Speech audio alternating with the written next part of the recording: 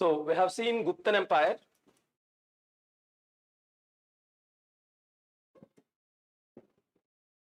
Once UPSC asked, the disintegration of Gupta Empire leads to the emergence of following kingdoms. Now, collapse of Gupta Empire led to many regional kingdoms in North India. So we will discuss them in the post-Guptan period.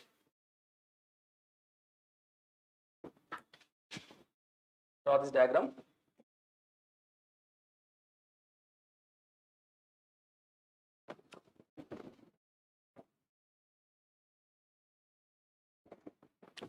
So we'll start from UP. Okay. In the western Uttar Pradesh, here we have a city called Kanauj. From the center of Kanauj, a new kingdom was emerged, that is Maukaris. Maukaris. Write down. Maukari dynasty or Maukari kingdom. Maukari dynasty ruled over Kanauj. Ruled over Kanauj. It was founded by Harivarma. Harivarma.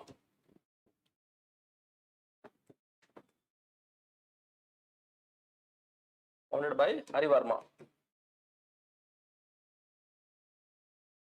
Powerful ruler was Ishwaravarma. Powerful ruler was Ishwaravarma. The last ruler was Grahavarma. Last ruler, Grahavarma. From UP, when you move towards the east, here we have Bihar. In Bihar, again, the capital city Pataliputra. Pataliputra was ruled by Guptans. Was ruled by Guptans. Yep. Do you have any doubt? You must get a doubt. Because we are dealing with post-Guptan period. Already Gupta Empire was collapsed. When Gupta Empire was collapsed, again a small kingdom called later Guptans. There is no link at all between the imperial Guptans and these Guptans. Just they have taken the name, that's it. Later Guptans. Here the ruler was Devagupta. Devagupta. Important ruler was Devagupta. From Bihar, when you move towards the east, Bengal. So Bengal was ruled by Gauda dynasty. Gauda dynasty. So their capital city was Karnasuvarna. Karnasuvarna. The modern name of Karnasuvarna is Murshidabad. Murshidabad. The most powerful ruler of this Gauda dynasty is Shashanka Gauda.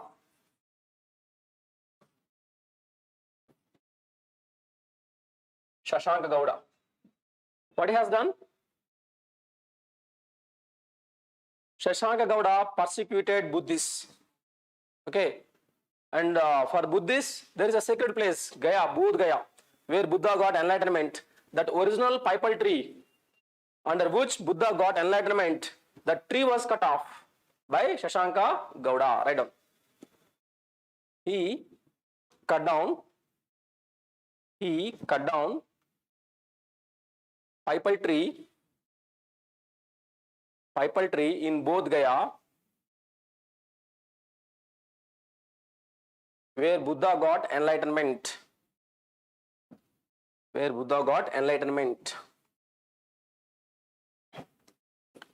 Shashanka Gauda, he was Shaivite. Shaivoid. Follower of Shiva. Yeah. When you further move towards, and what is the state you will get here? Assam. Okay. The capital city is Pragjyotishyapura. Pragjyotishyapura. Pragjyotishyapura. The dynasty was Varman dynasty. Varman dynasty. Its powerful ruler, Bhaskara Varma. Its powerful ruler, Bhaskara Varma.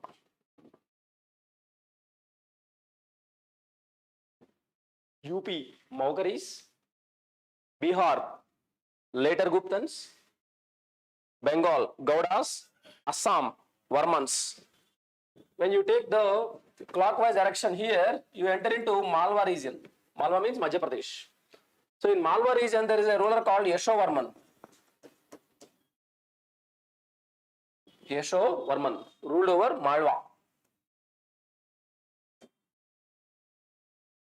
Yashovarman ruled over Malwa. They belongs to Aurelika family. No need to write. Here, Gujarat. Gujarat was ruled by Maitrakas. What was their capital city? Maitrakas' capital city was Vallabhi.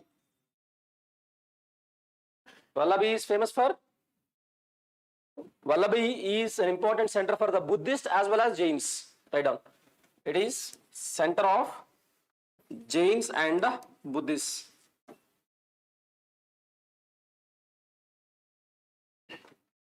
Second Jain Council was held at Vallabhi. Second Jain Council was held at Vallabhi. Why Jainism is popular in Gujarat? Any idea? Why most of the people, merchants in Gujarat, they preferred Jainism rather than other faiths? Why they are patronizing Jainism? What was the basic principle of Jainism? Jainism is based on a cornerstone principle. What is that? Among the 5 principles, there is one important principle. Ahimsa, non-violence. You should not harm any living being. Okay, if you are an agriculturist, you can't take up Jainism. Because in agriculture, you have to kill some pests. You have to kill earthworms. If you are a butcher, you have to kill. If you are a hunter, you have to kill. But if you are the merchant, you don't need to engage in any violence. So, the Gujarat, it is located in the western coast. It is a flourishing trading center. And automatically that merchant or the trading community attracted to the Jainism. Attracted to Jainism. Okay, here the important ruler was Bhattaraka. Bhattaraka. Okay, now we are moving towards in Haryana region. Here, Staneshwar. Staneshwar. Staneshwar. It was ruled by Pushyabhuti or Vardhana dynasty. Pushyabhuti or Vardhana dynasty. Vardhana dynasty.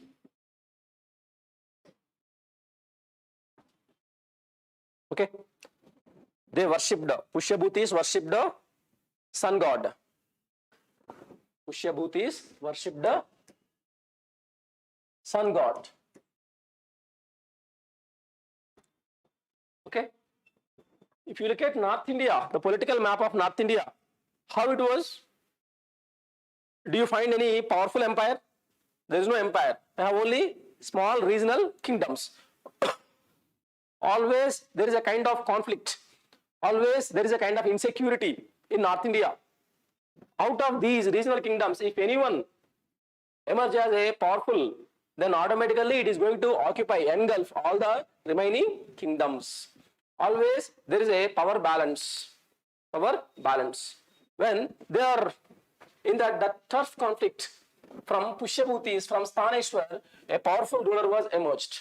A powerful ruler was emerged. Who is that? Harshavardhana, not Harshavardhana. Okay, Harshavardhana's father, Prabhakaravardhana. Prabhakaravardhana. Write down. In North India, Prabhakaravardhana emerged as powerful ruler.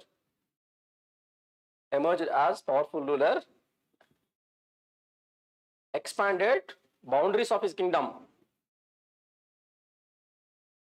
Expanded boundaries of his kingdom. He had 3 children.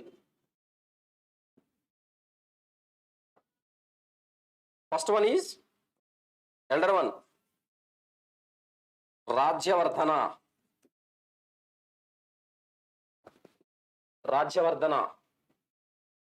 Second one, Harshavardhana.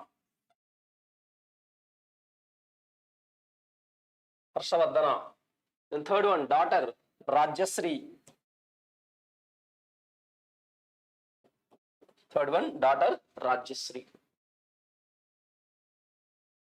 See, all of a sudden, when you emerge as a powerful ruler, okay, most of the people wanted to maintain friendship. Okay, now the neighboring kingdoms, they wanted to maintain good relations with the Pushyabhutis. Their neighboring kingdom is Kanauj. Kanauj means Maukaris. Now, Maukaris wanted to develop matrimonial alliances. Okay, now what happened? The Prabhakaravardhana's daughter, Rajyasri, was married to Grahavarma of Maukaris. See, the 2 neighboring kingdoms which are at the strategical place, when they were united with the matrimonial alliances. Now what happens? Their weight was increased. When their weight was increased, automatically it created some ripples in the North India. And the remaining states, they are in insecurity. Okay, when they are in insecurity, from northwestern parts, there are some Huns. Huns are attacking India, northwestern India. When Huns attacking northwestern India, the ruler Prabhakaravardhana, he asked Rajyavardhana and Harshavardhana, you can go and expel the Huns. The 2 sons were dispatched to northwestern parts to expel the Huns. They are busy in fighting against the Huns. Unfortunately, this old man Prabhakaravardhana died. And it is a wonderful opportunity to the rivals of Prabhakaravardhana. Here, Yashovarman, Devagupta and Shashanka Gowda. They formed into an alliance. Now, they attacked Kanauj. Who was the ruler? Grahavarma. Grahavarma was killed. Okay, who is the wife? Rajyasri. And Rajyasri was taken as a prisoner. Now, the both sons, Rajyavardhana and Harshavardhana, they returned back after expelling the Huns. On the one hand, their father passed away, and their in-law, brother-in-law, was assassinated. His sister, Rajyasri, was taken as prisoner. Now, Rajyavardhana, such a powerful military commander, he declared war on Devagupta. He defeated Devagupta. And Shashanka Gowda invited him for talks. And he entered into the talks. With conspiracy, Shashanka Gowda assassinated Rajyavardhana.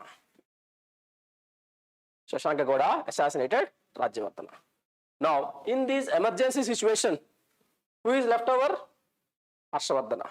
So, Harshavardhana accidentally became a king. Accidentally emerged as a king.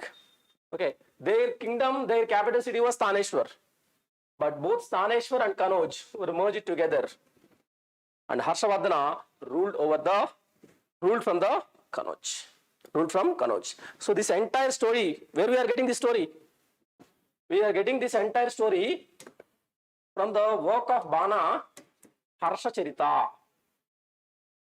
Harsha Charita. He was in the court of Harshavardhana. Okay, write down.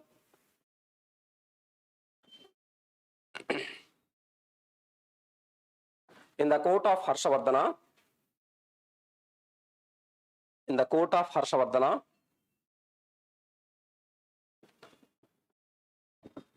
Bana, B-A-N-A, Bana was present. Bana was present. He wrote a book called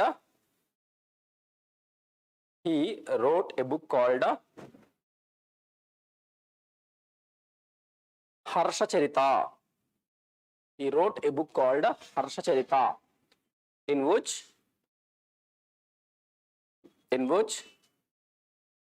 he described about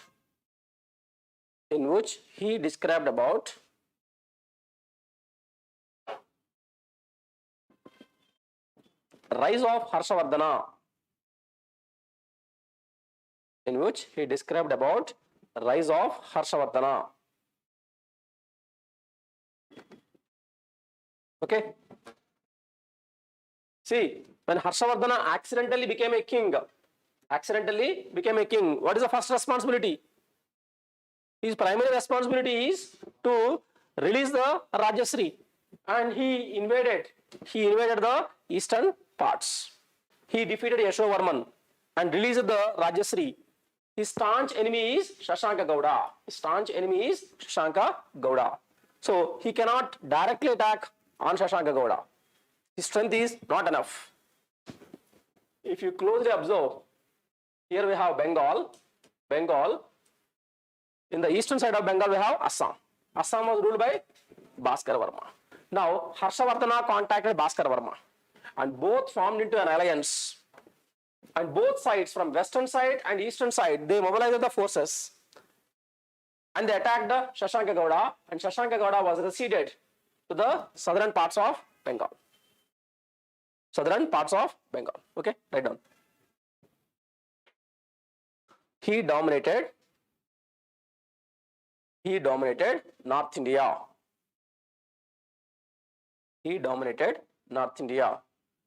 By defeating Shashanka Gowda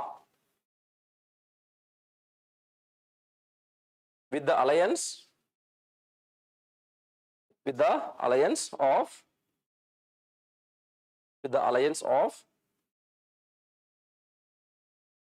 Bhaskara Varma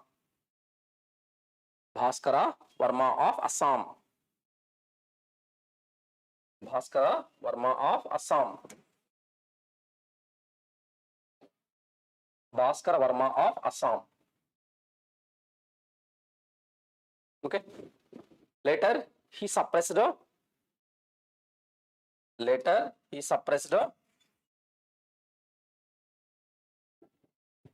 Maitrakas of Vallabi.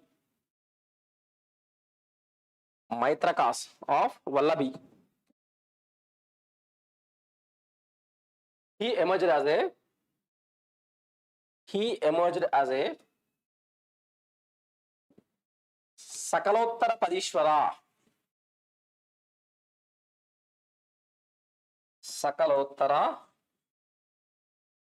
Padishwara, Lord of North India.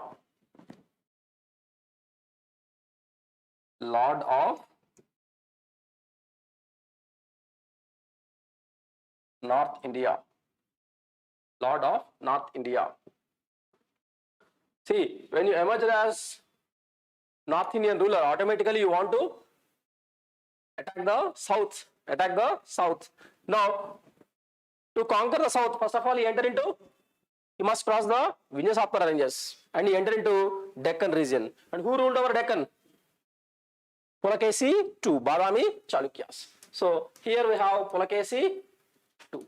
the Badami Chalukyan ruler. There was a war between Pulakesi II and Harshavardhana. Harshavardhana. Okay, in this tough fight, Pulakesi II defeated Harshavardhana. Pulakesi II defeated Harshavardhana, and both agreed this Vindhyasatpura ranges is the boundary between Harsha kingdom and Badami Chalukyas. Badami Chalukyas. So this information we are getting from eye-hole inscription. Eye-hole inscription. In Deccan region there is a place called eye-hole. Okay, there that inscription was issued by Ravi Kirti, an officer of Pulakesi II. Okay, in Sanskrit language. Write down.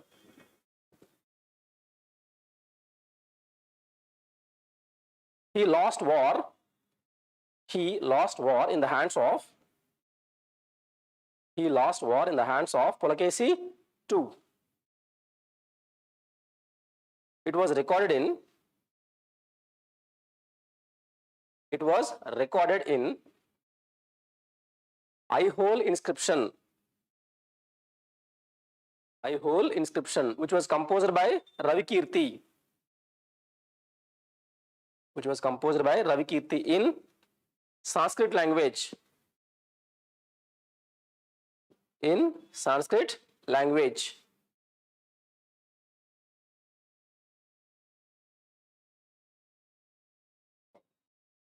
See, when Harshavardhana ruled over North India, a Chinese traveler visited India.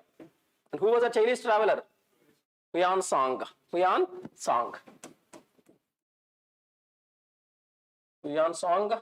He can also be called as Xuanzang. Okay, write down. During his reign, Huan Song came to India. He stayed in the court of Harsha. For a long time.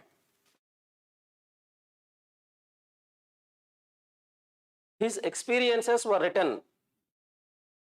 In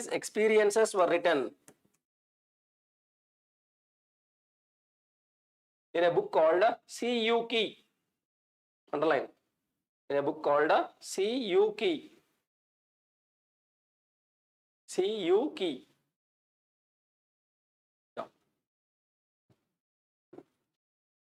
How Harshavardhana ruled over North India? If a new king came to power, definitely they are going to target the masses by imposing the taxes. But here, Harshavardhana is different. He had not imposed any new taxes. Earlier, most of the kings, they forced people for forced labor, for vishti. But Harshavardhana, he paid salaries even for the vishti, even for the forced labor. Write down. He had not imposed new taxes.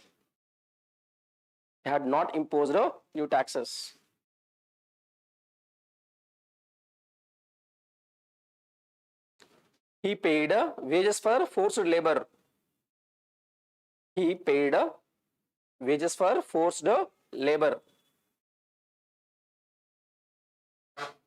Like Ashoka. Yeah, when I say Ashoka, what comes to your mind? Welfare measures. Like Ashoka, he laid down roads. Built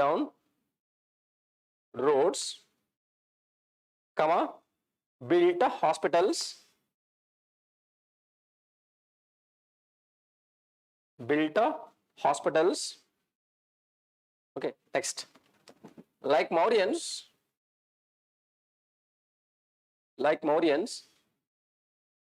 he had taken up royal tours. What is the use of royal tour? To know the pulse of public, you will get the public opinion. Like our Ratsabanda and all.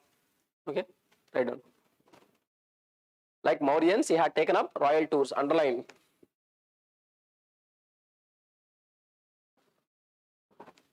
he maintained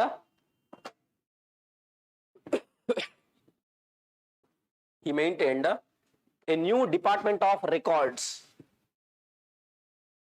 A new department of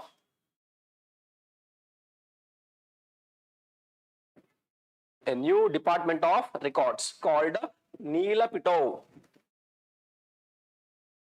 It records all the good and the bad events. Good and the bad events. 2025 Mahakumbh Mela happened. So that is also recorded.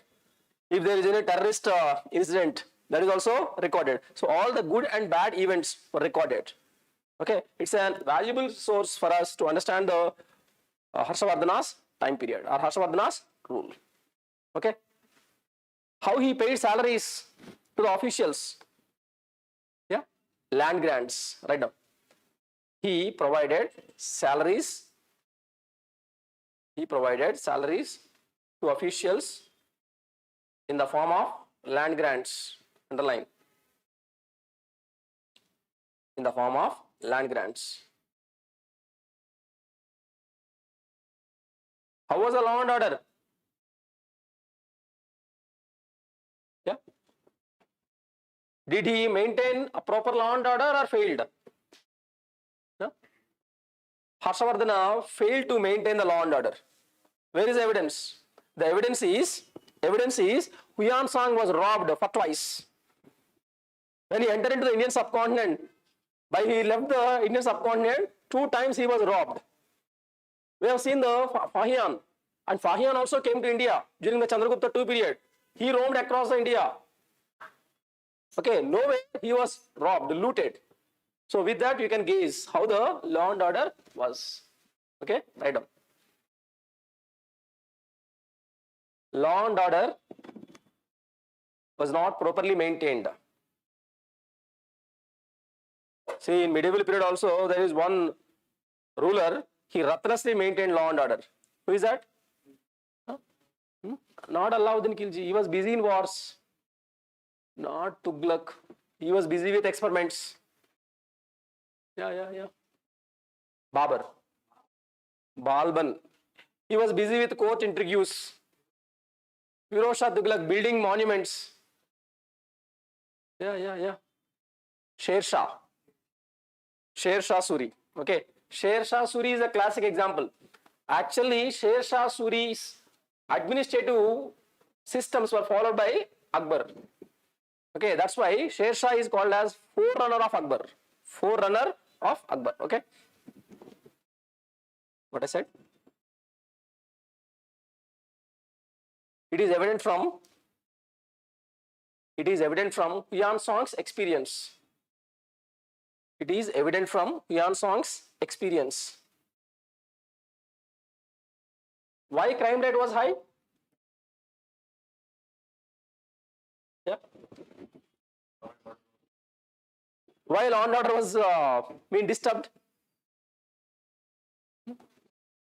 Salaries were paid in the form of land grants. Wherever you go, land grants were extended to the Brahmins as well as the nobles. Nobles are the officers. So land was in the hands of few people, concentration of wealth. Feudalism was started. Due to this concentration of wealth is not being distributed to masses.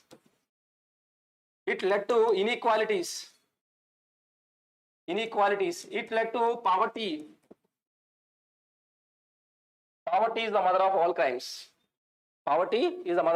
crimes. Okay, poverty breeds the crime. Am I correct or not? So that is the reason. So feudalism is indirectly contributed for the law and order problems. Okay, then what else? For every 5 years, he conducted Mahamoksha Parishad. Write down. For every 5 years, he conducted Mahamoksha Parishad. For this, he invited all sects, sects. All sects. Which ensured communal harmony. Which ensured communal harmony. Mahamoksha Parishad. We can call it as a quinquennial. It means 5 years. Quinquennial. Okay. So when Huyan Sang came, and Huyan Sang belongs to which faith? Huyan Sang followed Buddhism, and within the Buddhism, Mahayana Buddhism. Mahayana Buddhism. Why he came to India? To collect the sacred texts of Buddhism. To collect sacred texts of Buddhism, he came to India. Okay. Initially, Harshavardhana was a Shaivite. Harshavardhana was a Shaivite. And later, he was inclined towards the Mahayana Buddhism. When Huyan Sang was present in India, he conducted Kanoj Assembly. What was the reason for Kanoj Assembly? Promotion of Mahayana Buddhism. Promotion of Mahayana Buddhism. Okay, write down. When Huyan Sang was in India, he conducted Kanoj Assembly. He conducted Kanoj Assembly to promote Mahayana Buddhism. He conducted Kanoj Assembly to promote Mahayana Buddhism.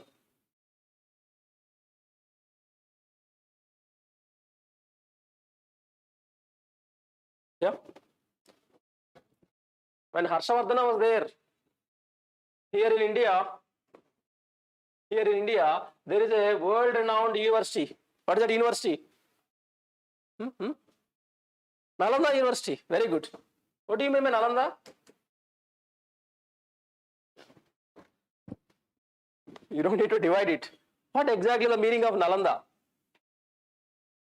Nalanda, literal meaning of Nalanda is giver of knowledge. Giver of knowledge. Right now. He patronized the Nalanda University by donating 200 villages. It accommodates around 10,500 students. Yeah. Who are the professors in Nalanda University? Nalanda University is a Mahayana University. Write down. Nalanda is a, this information is important. Nalanda is Mahayana University. Mahayana University. Professors are Shelabhadra,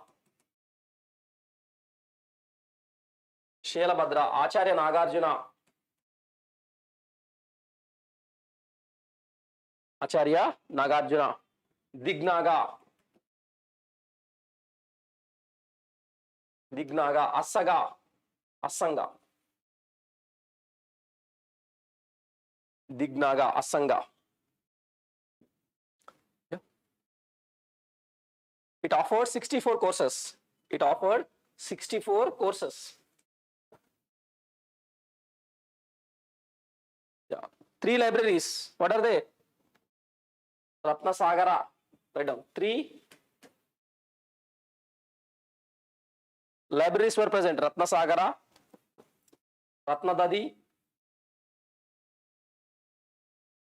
and Ratna Manjari. Ratna Manjari. Okay.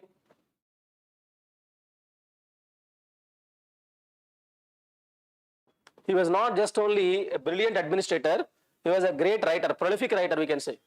Okay, he wrote some dramas, plays, write down. He wrote, Harshavardhana wrote 3 dramas, Ratnavali, Priyadarshika. These are all romantic comedies.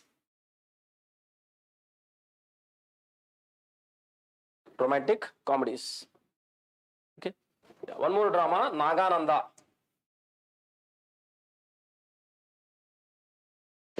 It discussed about the Bodhisattva Jimutavahana.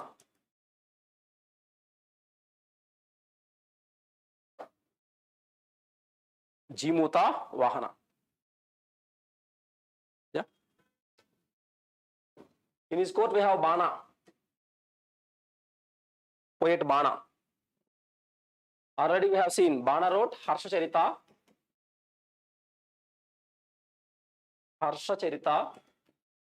Kadambari,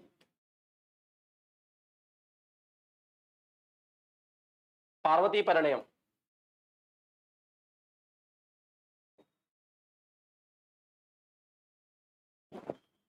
Harsha Charita, Kadambari, Parvati Paranayam.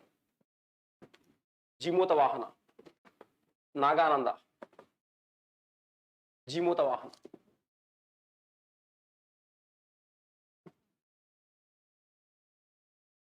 Clear?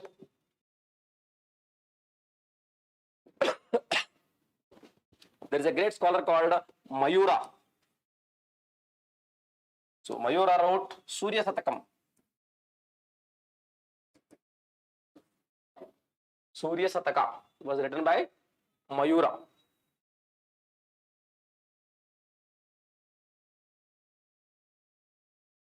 You know, we have a great poet.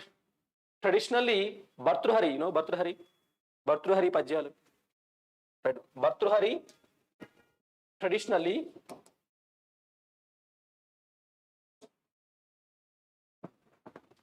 Bhartruhari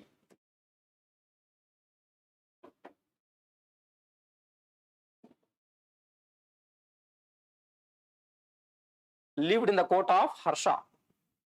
Lived in the court of Harsha. He wrote, Bhartruhari wrote Shungara Satakam. Yeah. You have that responsibilities. Dharma, Artha, Kama, Moksha. After Kama, Vairagyam.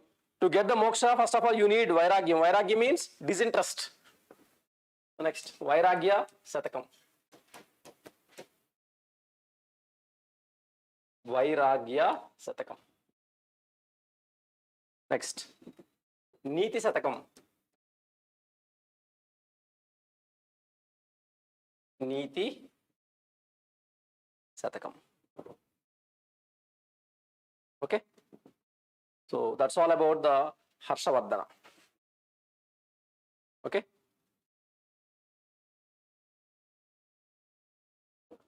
We are going to answer some questions.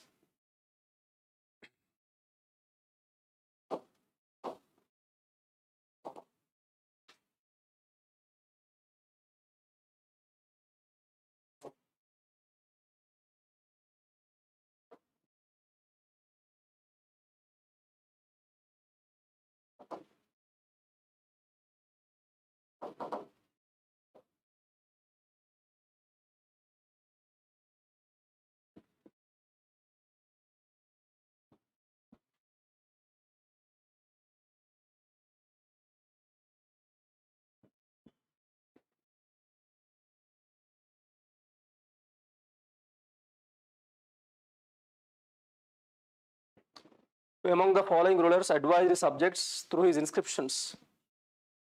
Ashoka, without even reading the question, you can answer. But that's not the proper approach. Whatever may be the question, though you know the answer, but read the question. Whosoever praises his religious sect or blames other sects out of excessive devotion to his own sect with the view of glorifying his own sect, he rather injures his own sect very severely. Ashoka, Samudragupta, Harshavardhana, Krishnadevaraya. Okay. So there is no chance of Krishnadevaraya because he was in the deep south. Okay, he never been focused on these religious or communal harmony. And second one is Harshavardhana. Harshavardhana related to Mahamoksha Parishad. Here, Samudragupta. Samudragupta is, he never talked about all these religious tolerance and all. And he fought only the wars. And the one is Ashoka. In which of the following relief sculpture inscriptions is Ranayo Ashoka, King Ashoka, that is Kanganhalli? Who of the following had first deciphered the edicts of Emperor Ashoka? George Bohler, James Prinsep, Max Muller, William Jones. It is James Prinsep. With reference to the period of Gupta dynasty in ancient India, the towns Ghantasala, Kadura and Chaul were known as, they are the ports. Okay, Ghantasala, Kadura and Chaul. Chaul are the ports. Next, with reference to forced labor in India during the Gupta period, which one of the following statements is correct? It was considered a source of income for the state, a sort of tax paid by the people. And second one is, it was totally absent in the Madhya Pradesh and Kathiawar regions of Gupta Empire, because the Kathiawar region and all under the Vakatakas. Next, forced labor was entitled to weekly wages. If they are giving wages, why are we calling it as forced labor? Next, the eldest son of the laborer was sent as the forced laborer. Okay, if there is no sons at all, there is no such thing. So the first statement is correct. It was considered as a source of income. Yeah. Next, with reference to the cultural history of India, the memorizing of chronological chronicles, dynastic histories, and epicteses was the profession of who of the following? First one is Shramana. Who are Shramanas? Shramanas. Who are Shramanas? No, that's not the. They are Kamakaras. Kamakaras who work as the waged labor. Here Shramanas, they belong to heterodox sects like Buddhists and the Jains. Next, Parivrajakas. Who are Parivrajakas? Who renounce family life and roam across the India, roam across the world as a monk. We can call them as the Parivrajakas. Parivrajaka, who give up family life. Agraharika. Who is Agraharika? The word Agraharika is from the Agrahara. Agrahara is a Brahmin village. They got by the land grants. Then Magadha. Have you ever heard the word called Vandi Magadulu? He entered into the court with Vandi Magadulu. Magadha means who prizes, who eulogizes.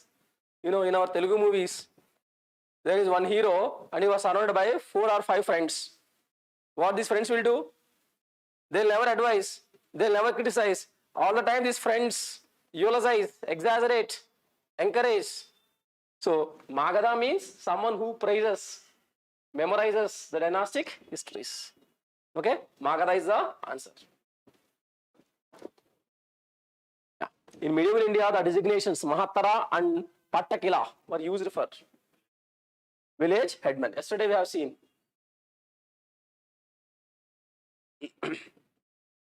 Yeah. From the decline of Guptans until the rise of Harshavardhana in the early 7th century, which of the following kingdoms were holding power in northern India?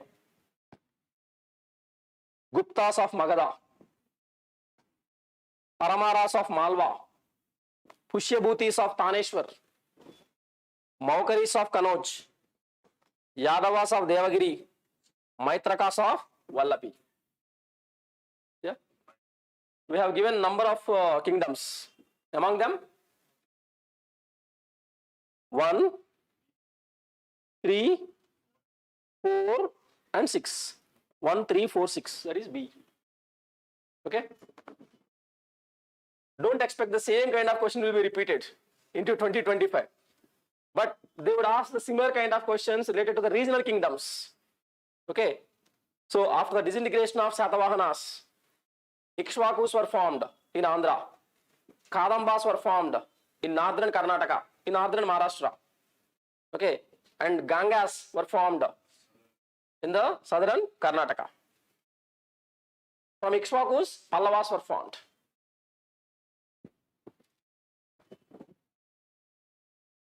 Next, with reference to the scholars, literatures of ancient India, consider the following statements.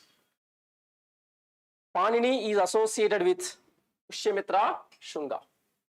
Panini was not associated and there is no reference at all about the Pushyamitra Shunga. Next, Amarasimha is associated with Harshavardhana. Where is Amarasimha? Amarasimha is in the court of Chandragupta II. Next, Kalidasa is associated with Chandragupta II. So, 3 is the answer. Next, with reference to ancient South India, Korkai, Pumpuhar and Muchiri were known as capital cities, ports, centers of iron and steel making, shrines of Jain Tirthankaras. Ports. Okay. Which one of the following explains the practice of Vata Kirutal mentioned in Sangam poems? Kings employing women bodyguards, learned persons assembling in royal courts to discuss religious and philosophical matters. C. Young girls keeping watch over agricultural fields and driving away birds and animals. And D. A king defeated in a battle committing ritual suicide, starving himself to death. So D is the right answer. So with respect to Sangam age, if you know the term and its meaning, you can answer the question. If you don't know that meaning, okay, you can't answer. You have to give up that question. Okay. That's why we have given the list of various words, mandram, okay, worry and all.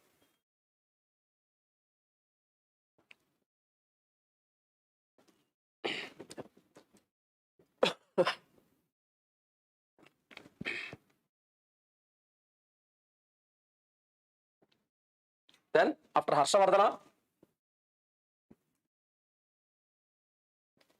who was the contemporary of Harshavardhana? In the Deccan region, Badami Chalukyas. Badami Chalukyas.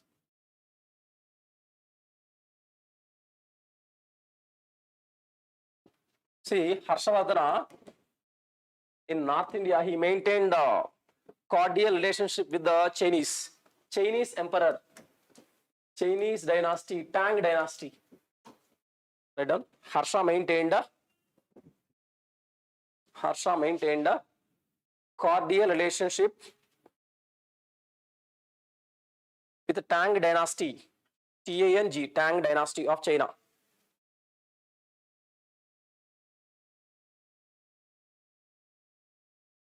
Note, Kutu, K-O-T-H-U, Kutu is entertainment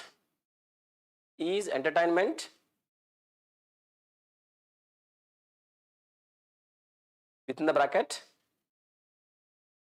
drama for the people of Sangam.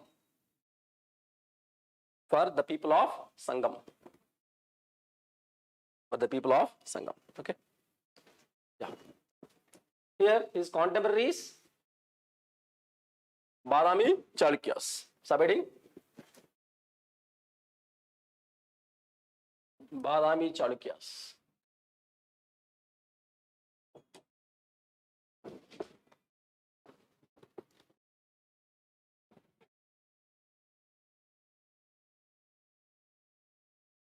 They became independent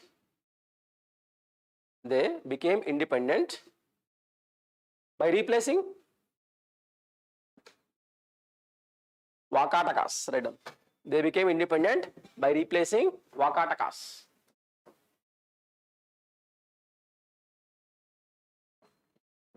They ruled from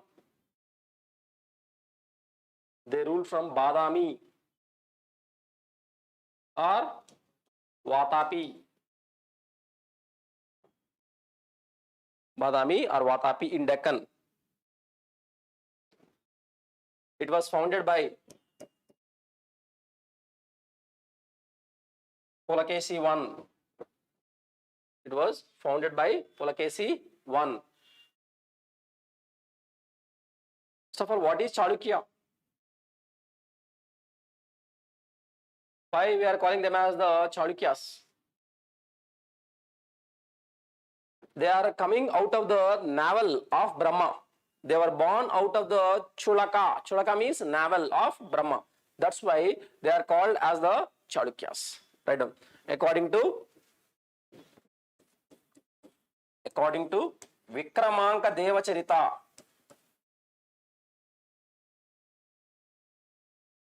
According to Vikramanka Devacharita of Bilhana. According to Vikramanka Devacharita of Bilhana. They were born out of Brahma's Chulaka, within the bracket navel. They were born out of Brahma's Chulaka, within the bracket navel. Hence they are called as Chalukyas. Hence they are called as Chalukyas. Pulakesi I was succeeded by Kirtivarma. Pulakesi I was succeeded by Kirtivarma. Kirtivarma I.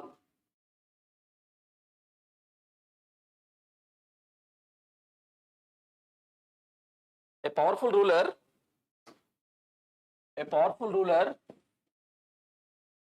of Badami Chalukyas.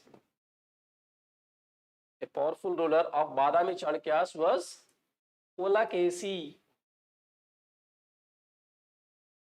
Pulakesi II.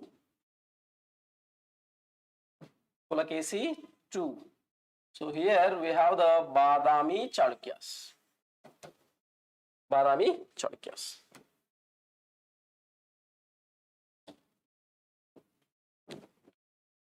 In the Konkan coast was ruled by Kadambas. So southern Karnataka was ruled by Gangas. Okay. So between the Karnataka and Maharashtra, there is an island that is popular right now. Goa. Goa was ruled by Mauryans. So these are the later Mauryans. Just name they have taken as Mauryans. Even in Andhra also there is a dynasty called Ikshwakus. They just imitate. They try to take the lineage from Ramas. That's why they call it as a Ikshwakus. So here also. Okay. Next. Alupa. A-L-U-P-A. Alupa. Alupa dynasty ruled over Canara. Canara coast. Below this region, Krishna River, Pallavas. Here we have Pallavas. By the time Andhra was ruled by Vishnu Kundinis. Andhra was ruled by Vishnu Kundinis. Now, our Pulakesi II came to power. Now this man, PK2, okay, Pulakesi II, he defeated Kadambas, occupied this region and occupied the Revati Dvipa and conquered Alupas and defeated Gangas, okay, and even he targeted the Andhra region, Vishnu Kundinis and one more dynasty, Rana Durjayas. These two were defeated. Now, the Pulakesi's boundaries, kingdom boundaries were expanded up to Andhra coast. All the way from Karnataka to Andhra coast, he occupied all the territories. Okay. Now tell me, can he rule the Andhra coast by sitting in Badami? Is it possible? No, it's very difficult. So, Pulakesi II, he appointed his cousin Kubja Vishnuvardhana. His cousin Kubja Vishnuvardhana as the representative. as representative. Okay, and he went to Badami. After the death of Pulakesi II, this man Kubja Vishnuvardhana, he declared independence, and he started ruling from Vengi and established the dynasty called Vengi Chalukyan dynasty. Vengi Chalukyas, Vemuluvada Chalukyas, Kalyani Chalukyas, Badami Chalukyas. Okay, more or less they came from the same ruling families. They are the different branches. That's it. Is it clear or not? Now, he also fought against the Harshavardhana. Harshavardhana was defeated. Harsha was confined only to North India. Now there is an agreement. Vinjasatmara ranges is a boundary between Pulakesi II and the Harshavardhana. Now his target is Pallavas. By that time, Pallava kingdom was ruled by Mahendra Varma. Mahendra Varma I. So he defeated Mahendra Varma I. Defeated Mahendra Varma I. Here, there is no challenge for the Pulakesi II. Right now, he overran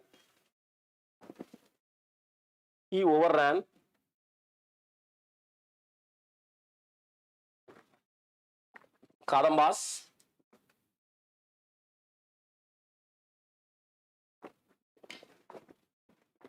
Alupas, later Mauryans,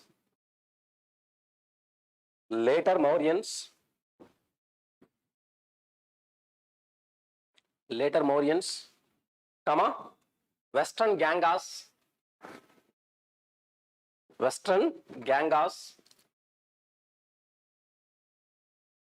Vishnu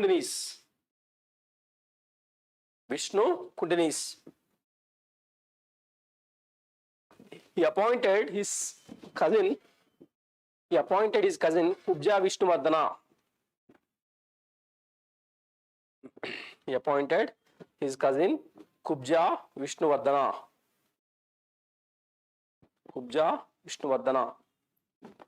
as representative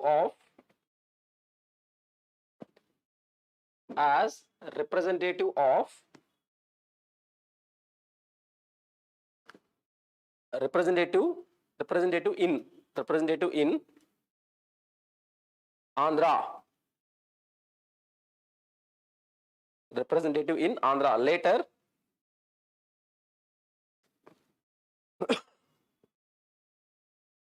he declared independence.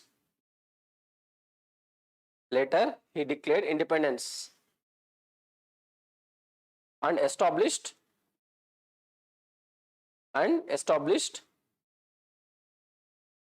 Vengi Chalukyan dynasty.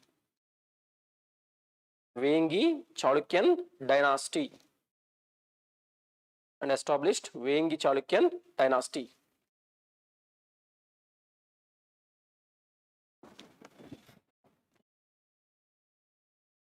Okay, next. He fought against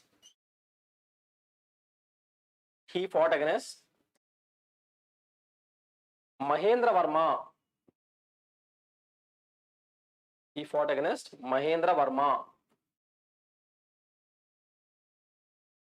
One. Mahendra Varma I of Pallavas. And defeated him.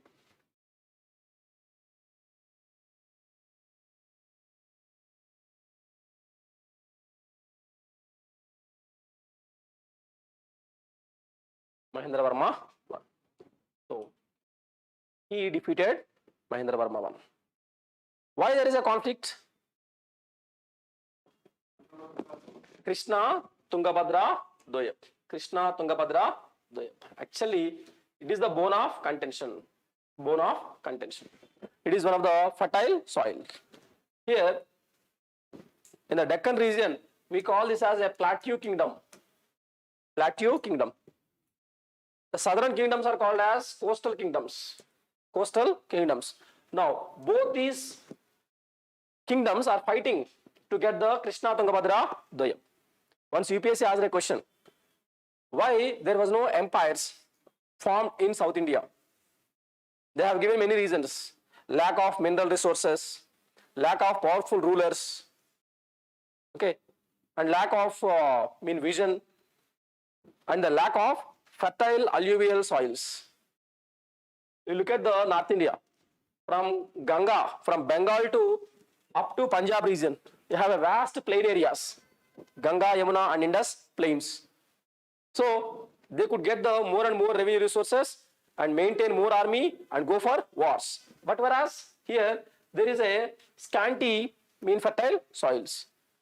The kingdoms in the plateau as well as coastal regions, they are fighting just to get the Krishna Tungabhadra Doyab or Raichur Doyab. When they fought for this Krishna Tungabhadra Doyab for many generations, they lost their resources. They are exhausted. Okay, it's not over. It's not with the only Badami Chalukyas and Pallavas. Badami Chalukyas are replaced by Rashtrakutas. Here in south, Pallavas are replaced by Cholas. They fought against each other. Later, Rashtrakutas are replaced by Kalyani Chalukyas. They also fought against Cholas. When we enter into medieval India, here we have the Bahmanis in Deccan region. In southern Karnataka, we have Vijayanagara. Bahmanis was disintegrated, Bijapur, Bidar, Golconda and all. And they also fought against Vijayanagara. When you enter into the modern period, here we have the Marathas. In south, Mysore, Tipu Sultan and Hyder Ali. Marathas and the Mysore, they fought the wars. What is the bone of contention? Krishna and Tungabhadra Doyab. Because of these frequent wars, they ruined their resources. Pulakesi 2. Okay. Now, here Mahendra Varma 1 was succeeded by Narasimha Varma 1. Narasimha Varma, right up.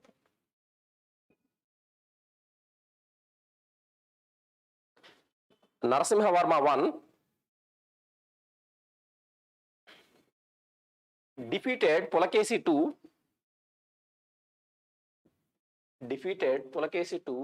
in Manimangala battle. In Manimangala battle.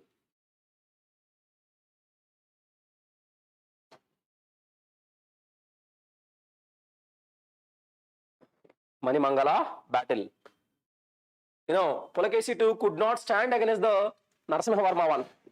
He lost his entire force. And finally, Pulakesi 2 fled away from the battlefield. And he ran away. He ran away to Badami. When he ran away, he was chased by Narasimha Varma 1. He went up to Badami. And Badami was seized. And Pulakesi 2 was killed by Narasimha Varma 1. Since he controlled Vatapi, Narasimha Varma 1 got a title called Vatapi Konda. Vatapi Konda. Okay, right down.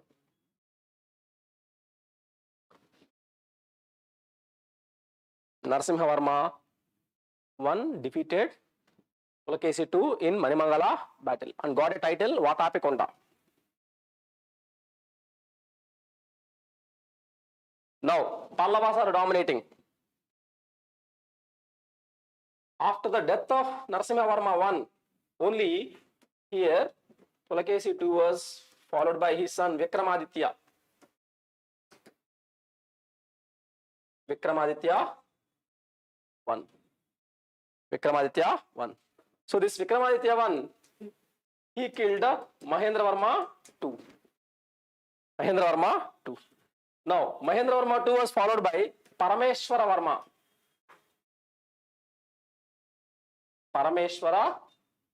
Varma. So this Parameshwara Varma, he killed Vikramaditya. So like that, internecine wars, for generations together they fought. Okay. Here it's not important for your exam purpose, prelims purpose, they would not ask. Mostly they won't touch. Okay, write down.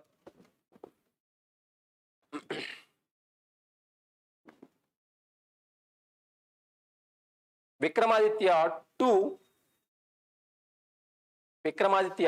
of Badami Chalukyas invaded Kanchi twice.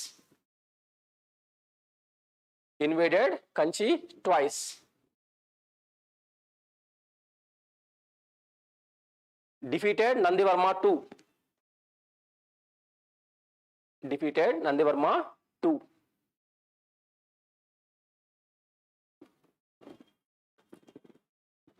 Last ruler of Badami Chalukyas. Who was the last ruler? Kirtivarma II. Last ruler of Badami Chalukyas. Kirtivarma II was assassinated by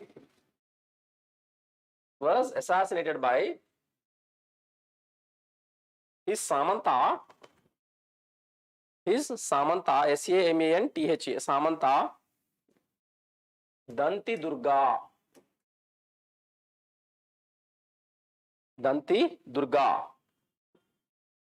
He established Rashtrakuta rule.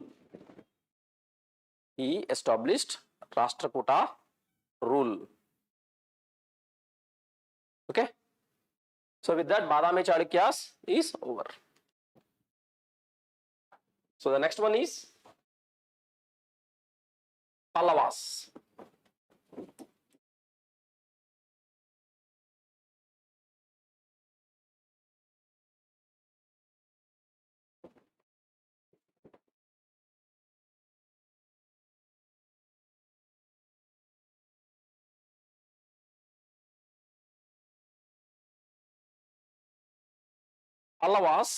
Pallavas can be divided into two. Early Pallavas and later Pallavas. Early Pallavas and later Pallavas. Early Pallavas were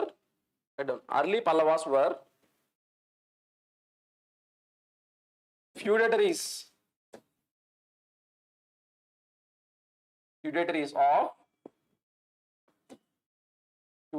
of Ikshvakus. Early Pallavas are feudatories of Ikshvakus. Later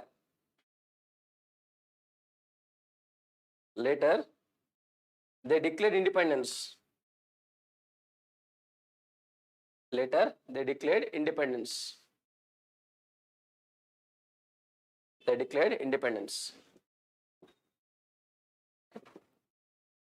Pallavas were contemporaries of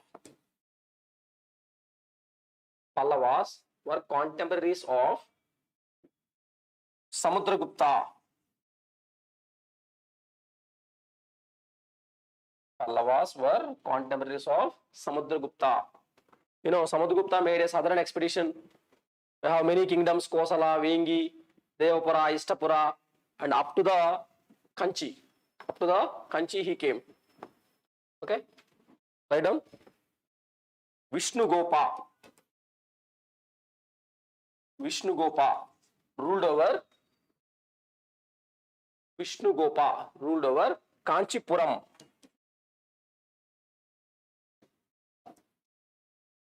When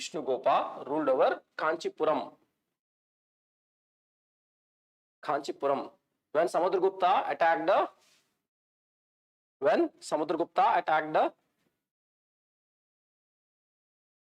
South India.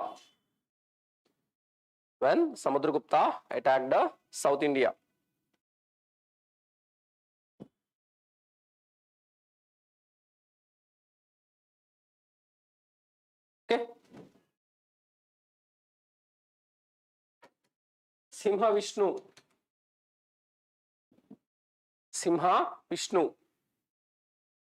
is the founder of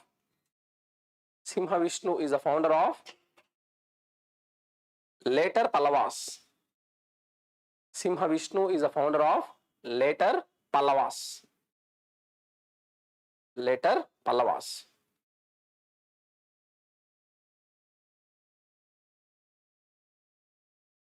Okay. So we have Mahendra Varma 1. Mahendra Varma 1. Mahendra Varma 1, initially he was a Jain. Initially he was a Jain. Later influenced by the Nayanars. Who are Nayanars? Who are Nayanars? Hindus. Okay, within the Hindus, Shaivites or Vaishnavites?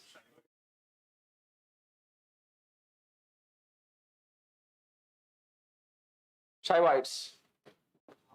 So, in 8th century AD, Bhakti movement was started. Bhakti movement was started. So, randomly in the 6th, 7th and 8th century AD, Bhakti movement was started. So, within the Bhakti, there are some Shaiva Bhakti saints, and Vaishnava Bhakti saints. Vaishnava Bhakti saints. Shaiva Bhakti saints are called as Nayanars. Shaiva Bhakti saints are called as Nayanars. Their number is 63. 63 Nayanars are present. Next, Vaishnava Bhakti saints are called as Alvars. Okay. How many? There are 12 in number. Okay, write down. During Pallavan period,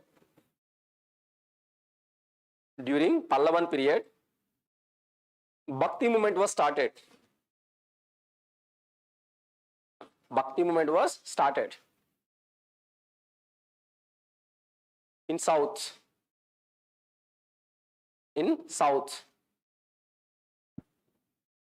Shaiva Bhakti saints are called as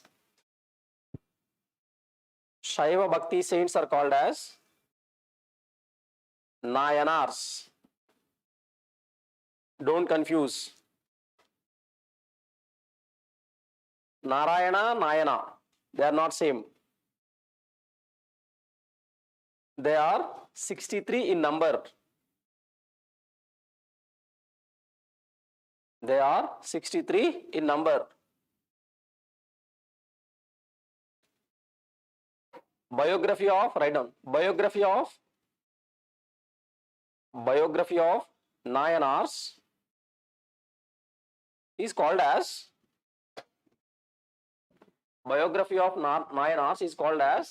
Tevaram. T-E-V-A-R-A-M. Tevaram. Underline, Tevaram. Yeah. So Tamilians consider it as a Dravida Veda. Write down. Tamilians considered it as a Dravida Veda. Dravida Veda. Then what about Panchama Veda? There are two kinds of Vedas, Dravida Veda, Panchama Veda. South Indians follow. How many Vedas we have? Oh, Rig Veda, Yajurveda, Samaveda, Atharvana Veda. So Aryans have composed it. Aryans and non-Aryans. When it comes to the South India, there is a Panchama Veda. That Panchama Veda is Kural, Tirukkural. In Sangam literature, we discussed about Tirunalaval. Tiruvalluvar, he composed a text called Kural. Write down. Note. Kural. Written by Tiruvalluvar. Kural written by Tiruvalluvar is called as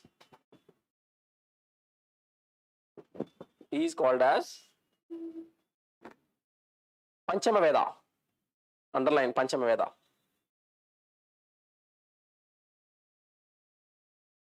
Yes. Tirukkural, Kural, both are same. Okay?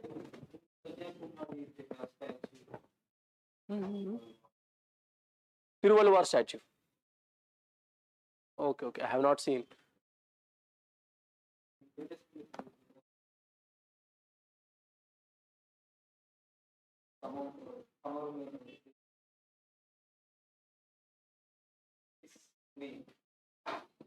Okay. Right now. Important Nayanars. Important Nayanars.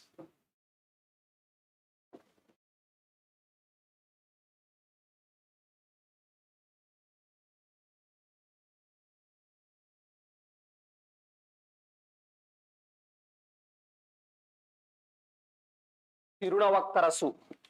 Tirunavakkarasu. Tirunavakkarasu. He is popularly called as Appar. Appar. Appar. If you visit any traditional Shiva temple, okay, in that entrance itself, you can find some images of saints. When you are entering into the Garbhagriha, you can find some saints images, and they are nothing but the Nayanars. No need to worry. Here we have Skandagiri temple. In Padmarao Nagar, we have Skandagiri temple. If you enter into the temple, in the entrance itself, there are some Nayanars images. Nayanars sculptures are there. Okay. Next. So this Appar, he was in the court of Mahendravarma I. He was in the court of Mahendravarma I. Mahendravarma I. He has many titles. Mahendravarma I has many titles. Chitrakara Puli. Chitrakara Puli. Puli means what? Tiger. Chitrakara. Chitra means paintings. He is a tiger among the painters. Tiger among the painters. Right now. He is a tiger among the painters. He developed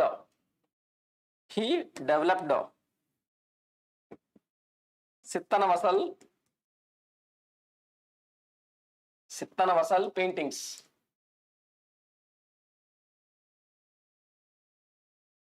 Sittanavasal paintings. He built a Mahendravarma only. Next, he built a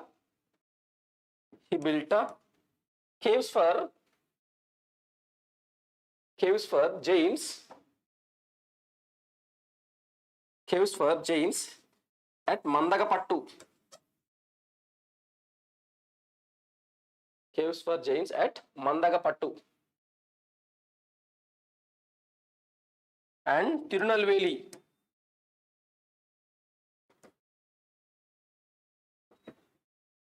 Tirunelveli is a place. This man Mahendravarma I, he wrote a book called Matta Vilasa Prahasana. Matta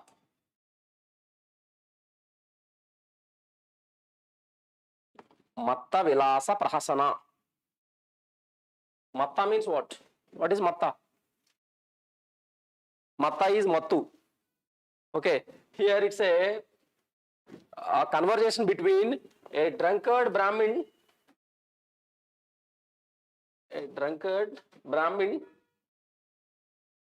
versus Buddhist monk.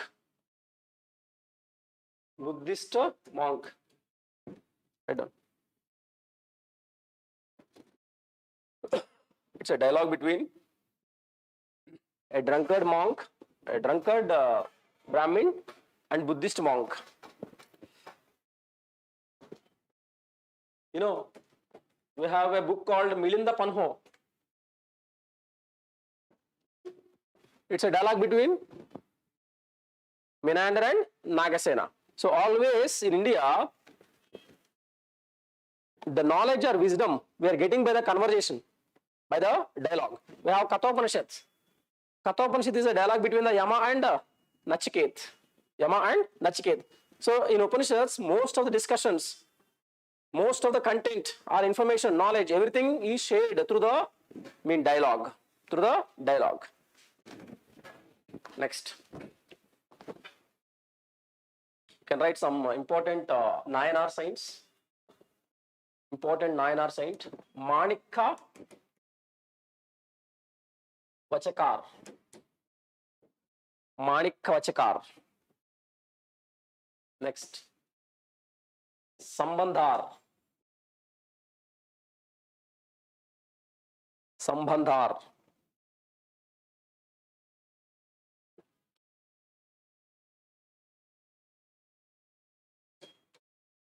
Karaikal Ammayar. They'll give 3 names or 4 names. Among them, identify the Nayanars, or among them, identify the Alvars. You need to address these kind of questions. Manikka Vachakar, Tirunavakkarasu, Sambandhar, Karaikal, Ammayar. They are all the Nayanars, important Nayanars.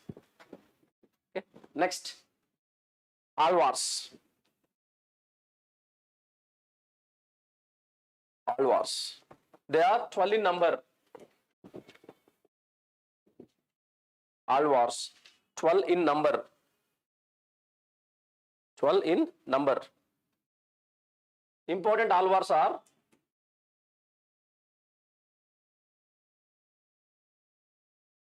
Nammalvar,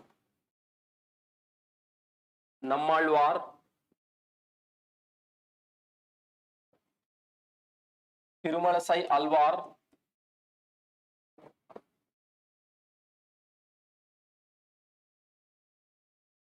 Tirumangai Alvar. Tirumangai Alvar, he was a robber.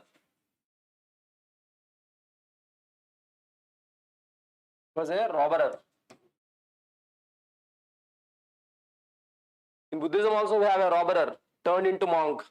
Who is that? Angulimala.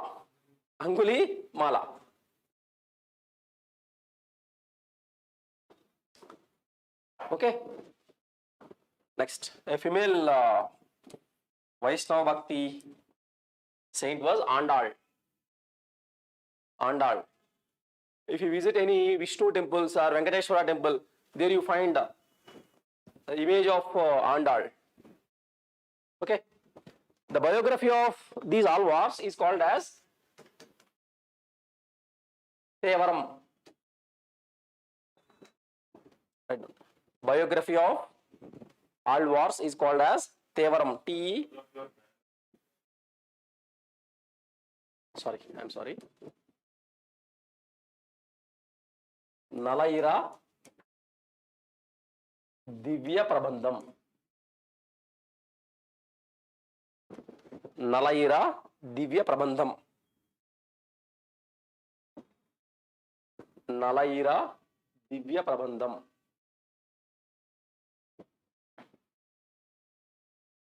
Nalaira Divya Prabandham.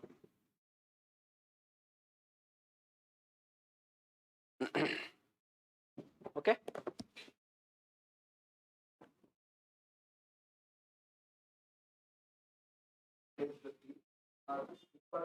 No, all the Alvars biography. We are dealing with the political history of Pallavas. So Mahendra Varma 1. Mahendra Varma 1 was succeeded by Narasimha Varma 1. Narasimha Varma 1. Okay. When Narasimha Varma 1 ruled over the Kanchi, a Chinese traveler came to south. Who is a Chinese traveler? Fahian in Chandragupta II period.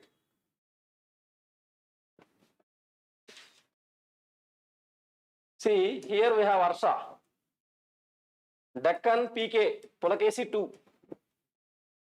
Okay, South Pallavas, NV, Narasimha Varma 1. Okay, these 3 are more or less contemporaries.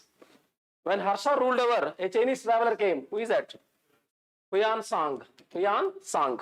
So Huyan Sang stayed only 8 years in the Harsha's court. Then he went to Kashmir. Okay, Kashmir was ruled by Karkotaka dynasty. Karkotaka dynasty. Its ruler was Durlabha Vardhana. Durlabha Vardhana. Listen, from Kashmir, he moved down towards the Deccan. He witnessed the Pulakesi II. We have seen Pulakesi II. From Pulakesi II, he come down towards the Kanchipuram. There, he had seen the Kanchi University. He said that 100 Buddhist monasteries were found in the south. Your South India, it is one of the cultural centers. It is a bastion of Buddhism. Over a period of time, it was wiped out. Okay, write down. Remember, when you are preparing for the prelims, try to identify travelers and their contemporary rulers. Take a question. Who are the contemporary kings? Who are the contemporary kings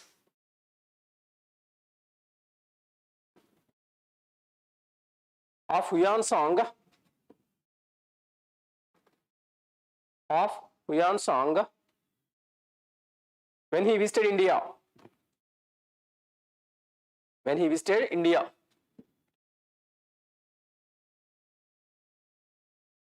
A. Sri Krishna Devaraya. Sri Krishna Devaraya. B. Babar. B. Babar. C. Rajendra Chola. Rajendra Chola. D. Narasimhavarma I. So, Narasimhavarma I, Pulakesi II, as well as Harsha. These three were the contemporary kings of Huyan Song. Write down. He visited Kanchi University. He visited Kanchi University.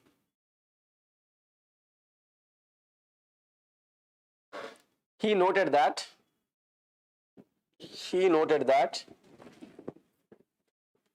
100 Buddhist monasteries were present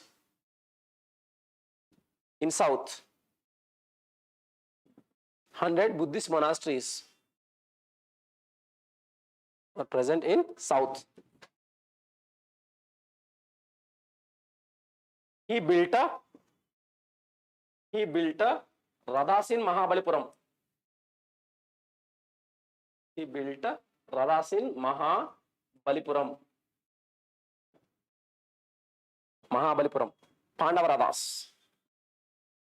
Okay. These were recognized by UNESCO as World Heritage Site. Yeah. These were recognized by UNESCO as World Heritage Site. After Narasimhavarma I, the most celebrated ruler was Narasimhavarma II. Narasimhavarma II. So people call him as Rajasimha.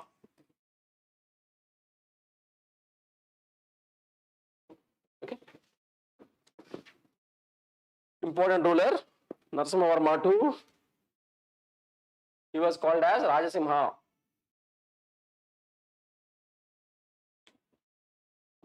What was the hallmark of Dravidian architecture?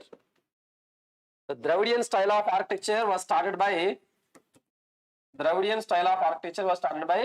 Narasimhavarma II. Right up. He started Dravidian style of architecture.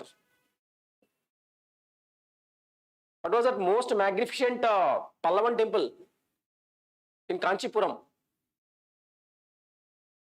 Kailasanada temple of Kanchi. Write down. He built a Kailasanada temple of Kanchi. He built a Kailasanada Temple of Kanchi. Kailasanada, Temple of Kanchi.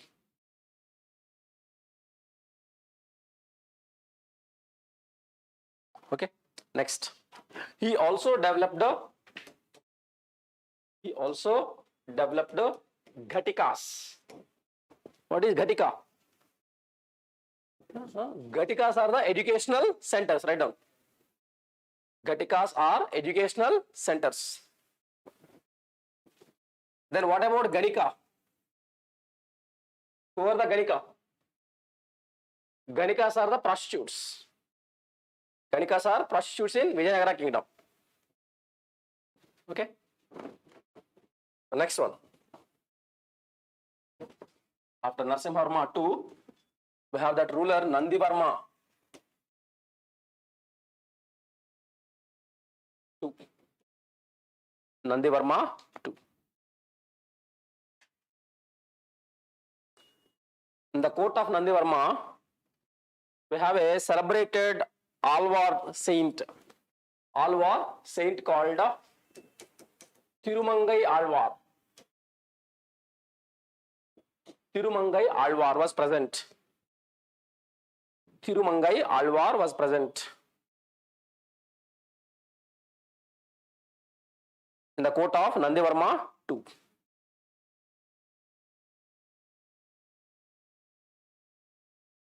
Yeah.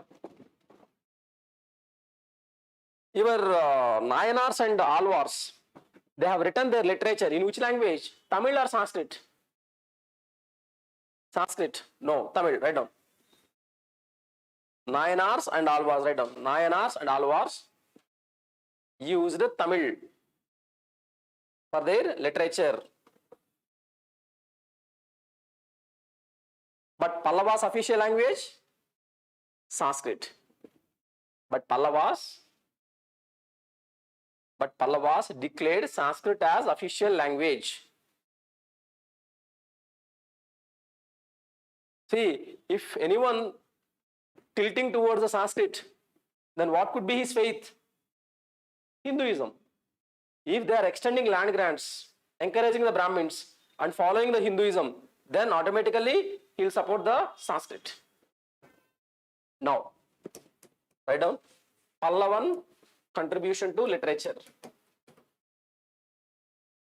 Pallavan contribution to literature.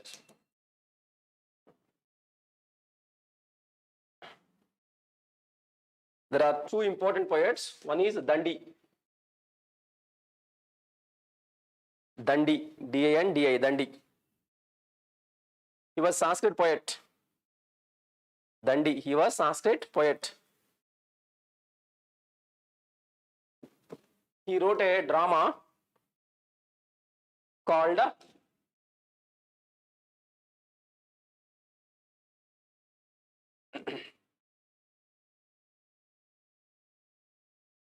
Dasakumara Charita.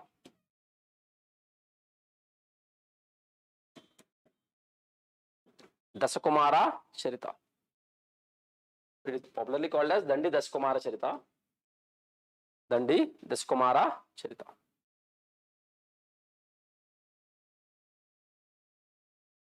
Next. One more thing, Avanti Sundari Katha. Avanti Sundari Katha.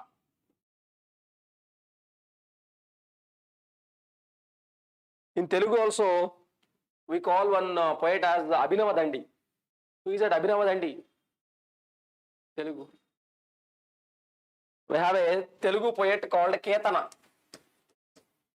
Ketana was in the court of Kakatiyas. Okay. And he translated this Dasakumara Charita into Telugu. That's why Ketana is called as Abhinava Dandi. Write down, note. In Telugu, Ketana translated Dasakumara Charita into Telugu.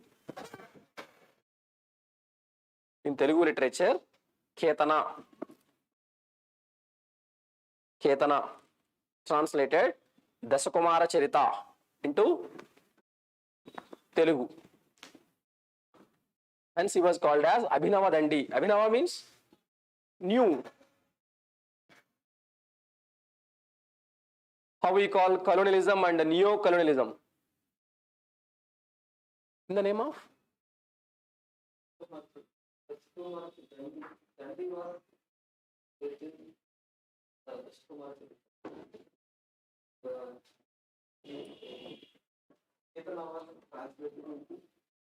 Ketana translated this, yeah. No, actually that is also called as Daskumara Charita, but Telugu language. You know, you have Nannaya. Nannaya translated Mahabharata, Sasied Mahabharata into Telugu Mahabharata. They would not change the title. Next. Next one is Bharavi. Right, one more important poet. These are all Sanskrit poets. Bharavi. Dandi Bharavi. Bharavi.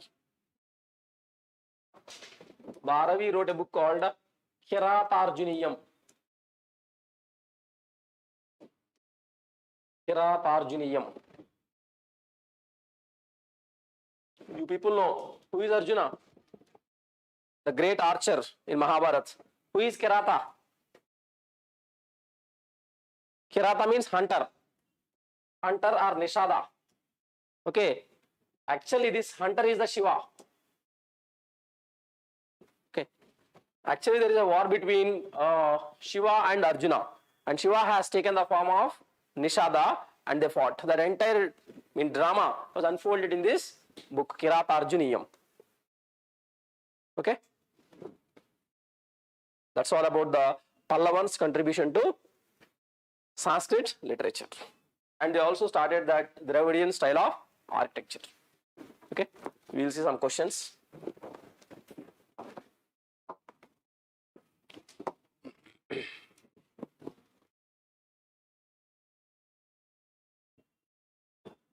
With reference to the history of ancient India, which of the following statements are correct? First one is Mitakshara was the civil law for upper caste and Dayabhaga was the civil law for lower caste. So there is no such thing. Actually, Dayabhaga and Mitakshara, they are the two traditional schools. Okay, traditional Hindu schools. Among them, Mitakshara is much conservative. Dayabhaga is much liberal. Dayabhaga school was prominent in Bengal and Assam. Rest of India, Mitakshara school.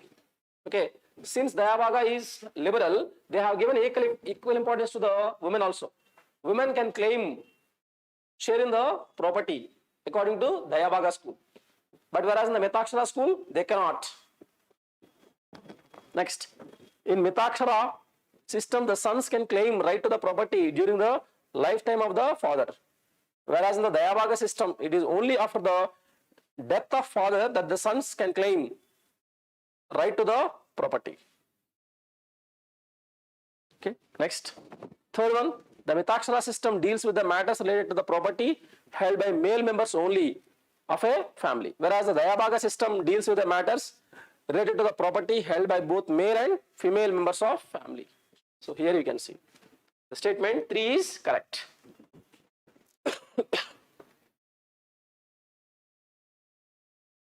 Which of the following phrases defines the nature of hundi, generally referred to in the sources of the post-Harsha period? Actually, hundi is popular in medieval period. In medieval, there are some traders who maintained trade contacts and who transported goods from north to south, North India to South India. Okay, let's say if you are a trader, you transported goods to UP.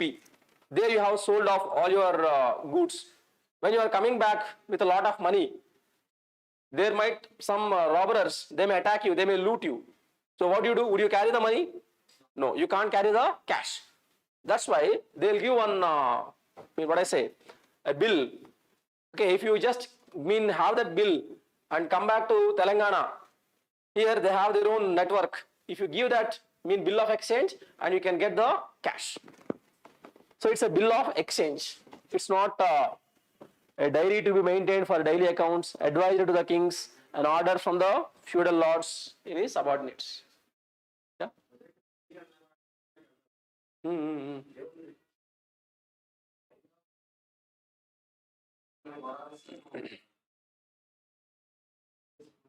But you are naming it as bhakti. Yeah. more or less the same transaction. With reference to the history of India, the terms Kulya Vapa, Drona Vapa denote measurement of land. Second one, coins of different monetary value. Third one, classification of urban land. D, religious rituals. What is this? Yesterday I have given the list of terms related to land. What is that? If you come across Vapa, that is measurement of land. According to Amarakosha, there are different types of lands yesterday. Uravara, Ushavara, Meru, Shadwala, Sharkara, okay, Sharkavati, Pankila, like that various terms given. They are related to land. So, Kulya Vapa, Drona Vapa related to measurement of. With reference to the history of India, consider the following pairs. Bilsa, Madhya Pradesh. Dwarasamudra, Maharashtra. Yes, Bilsa, Madhya Pradesh, near Vidisha. Dwarasamudra, Maharashtra. No, Dwarasamudra is the name of Halebeedu. It is in Karnataka. Girnagar, Gujarat. Yeah. Recently, our Rameshwar Modi, Vantara, and the Gir Park also. Gir National Park. Staneshwar. Where is Staneshwar? Staneshwar is the capital of Pushyabhutis, Harshavardhanas. That is located in Haryana, not in Uttar Pradesh. So here 1 and 3. B is the right answer.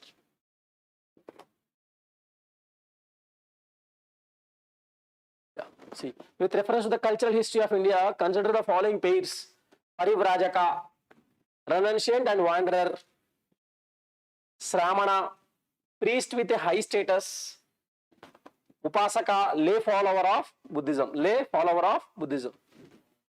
How many are correct? 1 and 3. Sramana means it's a general term we use. There is no high status at all. So 1 and 3 are correct. Yeah. With reference to the guilds of ancient India that played a very important role in the country's economy, which of the following statements are correct? Statement 1.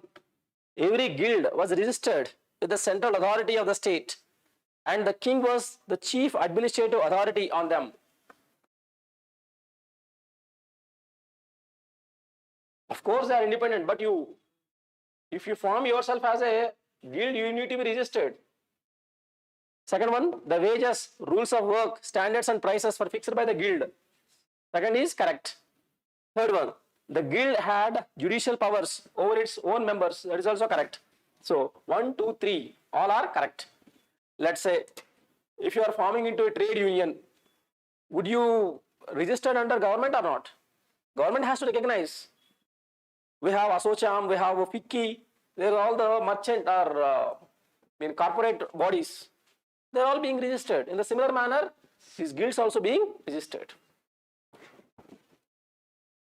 Okay, yeah. That's all about today's session. So we have fairly covered important areas in ancient India. Thank you.